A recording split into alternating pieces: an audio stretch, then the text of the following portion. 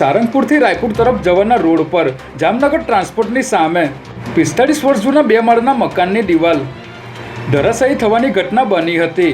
આ દિવાલ ધરાશાયી થવાને કારણે 3 લોકો દટાયા હતા, જેની જાણ થતાં ફાયર બ્રિગેડની ટીમ તાત્કાલિક ઘટના સ્થળે પહોંચી હતી અને ત્રણેયને બહાર કાઢ્યા હતા, જેમાં એક વ્યક્તિને ગંભીર ઈજાઓ થતાં સારવાર માટે હોસ્પિટલ ખસેડાયો હતો, જ્યારે 2 વ્યક્તિઓને સામાન્ય ઈજા થતાં પ્રાથમિક સારવાર આપવામાં આવી હતી।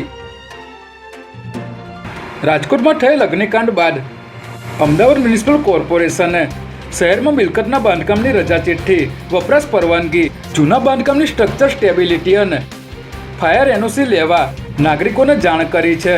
15 વર્ષ જૂના તમામ બાંધકામોનું રાજ્ય સરકારના જીડીસીઆર મુજબ સર્ટિફિકેટ મેળવવાનું રહેશે અને જે પણ નવા બાંધકામ થઈ રહ્યા છે તેની રજા ચિઠ્ઠી અને બીયુ પરમિશન બાદ જ બાંધકામ કરવાનું રહેશે।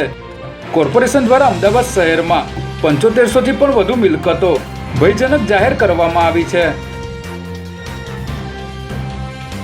વડોદરાના ગોરવા મધુનગરમાં ગણેશ પ્રતિમાના આગમનને લઈને ડીજે સાથે યાત્રા નીકળી હતી, જે દરમિયાન કેટલાક લોકોએ પથ્થરમારો થયો હોવાની અફવા ફેલાવીને શાંતિ ડહોળવાનો પ્રયાસ કર્યો હતો, જેને પગલે ગણેશ આગમન યાત્રામાં નાસભાગ મચી ગઈ હતી।